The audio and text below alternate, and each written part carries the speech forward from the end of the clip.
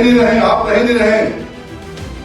कृषि प्रधान देश रहना चाहिए हिंदुस्तान भारत, पर माफ करिएगा, इस कृषि प्रधान देश के अंदर उन 29 साल के लोगों में से कितने खेती करते हैं मुझे बताइए। 1% नहीं करता। यही दुर्भाग्य है मेरे जैसे लोगों का। आप बताइए, जो लोग बैठे हैं, जो खेती वास्तव में करते हैं, आपके बच्चे का खेती करना चाहते हैं? नहीं करना चाहते। 10 सालों से $80,000 सब्सिडी मिलती है किसान को। और टोटल किसान कितने हैं वहां पर अमेरिका में? 18 लाख, 19 लाख, 20 लाख, इससे ऊपर नहीं है। वो 18-20 लाख को खुश करने के लिए क्या हम यहाँ पर 14 करोड़ परिवार को नाश कर सकते हैं? इस की बात करें। 2018 में जब मोदी जी सिंगापुर गए थे आसिफ के लिए, रीजनल कोऑपरेटिव इकोनॉमिक पार्टनरशिप के लिए, किससे पार्टनरशिप हो रही थी? एफटीए किससे हो रहा था? ऑस्ट्रेलिया से, न्यूजीलैंड से दूध का हो रहा था। पूरे देश में हाहाकार मचते हैं, पूरे देश के अंदर। और वहां पहुंचने के बाद वापस आना पड़ा।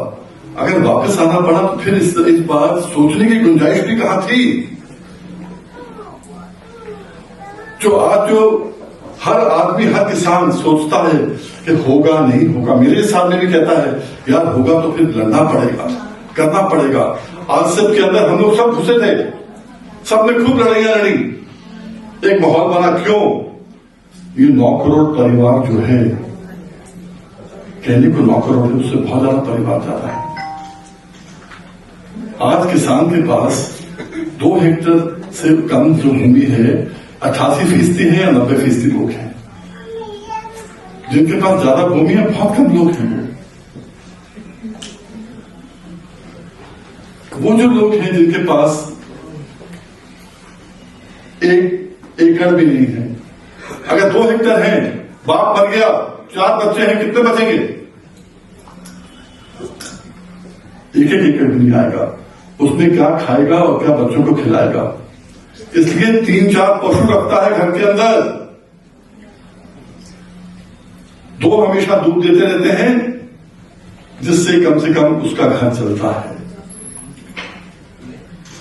यह हकीकत है हिंदुस्तान की, यह हकीकत है भारत की, यह हकीकत है इंडिया की। आज लेवल प्लेइंग फील्ड की अगर बात करते हैं हम, पहले प्रदीप जी बड़ा अच्छा लगा, आपने कहा हिंदुस्तान जो है 75% लोग 29 साल के नीचे हैं। तो हमें ताकत है देश में नंबर 1 बनने की, पर माफ करिएगा, इस कृषि प्रधान देश के अंदर उन 29 साल के लोगों में से कितने खेती करते हैं मुझे बताइए। 1% नहीं करता। यही दुर्भाग्य है मेरे जैसे लोगों का। आप बताइए, जो लोग बैठे हैं, जो खेती वास्तव में करते हैं, आपके बच्चे का खेती करना चाहते हैं? नहीं करना चाहते। कहते बाबू जमीन बेच दे। आप कहते हो बाप दादा ने मुझे दी थी, पुश्तैनी है, तेरे को दे के जाऊंगा, मेरे मरने के बाद बेच देना। तो बच्चा क्या कहता है? कब मरेगा बता मुझे, मैं तो बेचने को तैयार है। हम हंसते बेशक, पर यह दुर्भाग्य है देश का।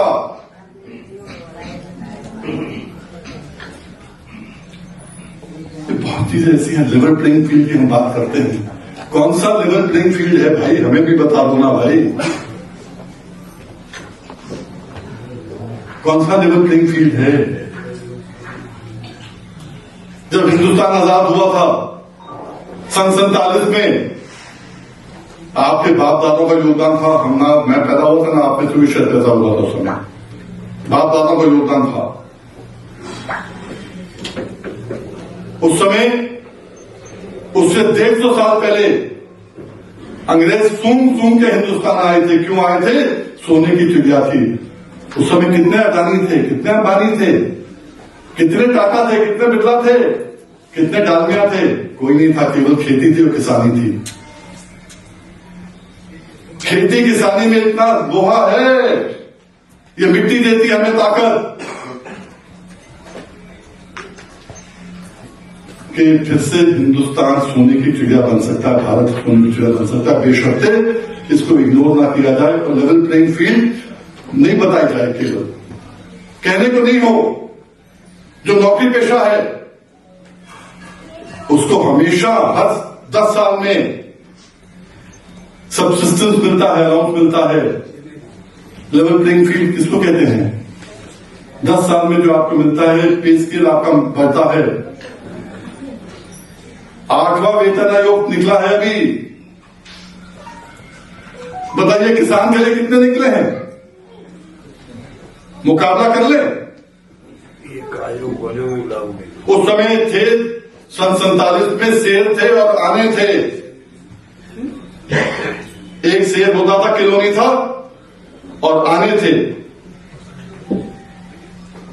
उस समय 4 आने किलो गेहूं था, 4 आने किलो। आज 24 रुपए हो गया। 24 रुपए भी नहीं मिल रहा अभी तो। कितना हो गया? 100 गुना। चावल 3 क्वालिटी के थे, 4 आने और 5 आने के बीच में फ्लक्चुएट करते थे। आज वही 30 गुना हो गया, 100 गुना हो गया, 150 गुना हो गया। गन्ना किसानों की आप बात कर रहे थे, चीनी क्या रेट था उस समय? लेवल प्लेइंग फील्ड में मुझे एक चीज और बतानी है, चीनी का रेट में एमएसपी मिलती है, आपको नहीं मिलती। चीनी को मिलती है एमएसपी, क्योंकि उद्योगपति भारी हैं। इकाई की लेवल प्लेइंग फील्ड है।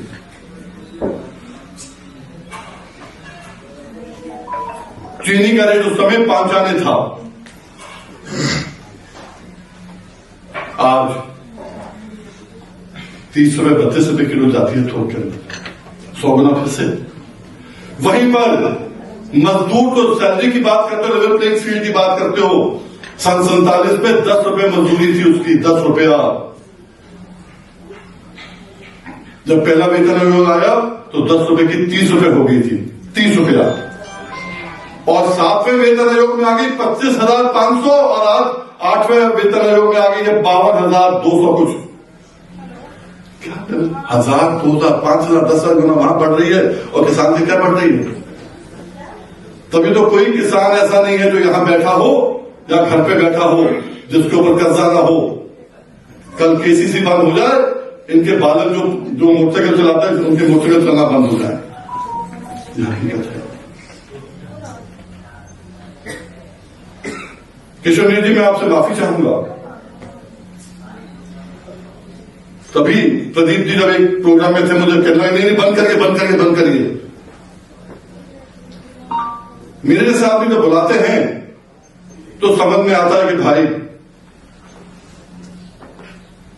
मुद्दे की बात होगी, पर मुद्दों में गहराइयों में जाएंगे। कल हम रहे नहीं रहे, आप रहे नहीं रहे, कृषि प्रधान देश रहना चाहिए हिंदुस्तान, भारत। आज की तारीख में कृषि प्रधान देश नहीं रहेगा जब बच्चे खेती नहीं करेंगे आपकी। मैं दावे से कहता हूं, 29 साल से कम किया, आप जनगणना करा लीजिए, जनगणना बहुत चल रही है ना देश के अंदर। अगर 1% भी बच्चे दिख जाए खेती के अंदर, मुझे बताइएगा, 1% भी दिख जाए तो ये सत्य है। जैसे मैं शुरू में कहा कि मैं आभारी हूं आप लोगों का कि आपने मेरा आधा काम तो कर दिया पूरा पहले, कि भाई आपने कह दिया कि नहीं ऐसा नहीं होने वाला, एफटीए साइन नहीं होने वाला। पर मैं फिर पूछना चाहता हूं, स्पेशल सेक्रेटरी राजेश अग्रवाल वगैरह गए क्यों? किसने भेजा? हम बेरोजगार की बात करें, केवल अधिकारी की हिम्मत नहीं है करने की। अरे कौन से अधिकारी की हिम्मत है उसको भेजने की यहां से अमेरिका, जब तक सरकार ना कहे? जब तक सरकार ना कहे कौन जा सकता है? पर अच्छा क्या लगा जब सरकार के बीच में से ही आवाज निकलनी चालू होती है, उसको दम देना चाहिए। देर आए भले आए, दुरुस्त आए, इसलिए मैं यहां आया हूं। और किशनवीर जी, प्रदीप जी, जहां मेरे जैसे लोगों की आवश्यकता हो, मैं हमेशा आप लोगों के साथ भी तैयार हूं ऑपरेशन के साथ भी तैयार हूं। मेरा ये नहीं है रोल कि भाई लिमिटेड है फलां के साथ या फलां के साथ। और मैं 1 मिनट और लूंगा जान से पहले, क्योंकि भाई आते साहब मुझसे कहा था करने का जरूर बता देना, और किशन जी ने कहा था करने का, बीएम सिंह आगे बता दें। गद्दा कितना लगाते हो? यहां पे बैठे हैं, इधर तो नहीं देख रहा, मैं यहीं देख रहा हूं बस। लगाते हो नहीं लगाते? तो हाथ तो उठे नहीं, बिना रोए मां दूध नहीं पिलाती। जब गन्ना लगाते हो कितने बोलते हो कि मुझे पिछली बार 1 पैसा नहीं बढ़ा? कितनों ने बोला? किसी ने नहीं। जब नहीं बोलोगे भाई तो अपनी आवाज में उठाओगे तो कौन देगा? मैं यहां आपको बता के जा रहा हूं, 35 साल से 30 साल से हाईकोर्ट सुप्रीम कोर्ट के माध्यम से आपको मिला, बताने की जरूरत नहीं, घर में जो पैसा आया।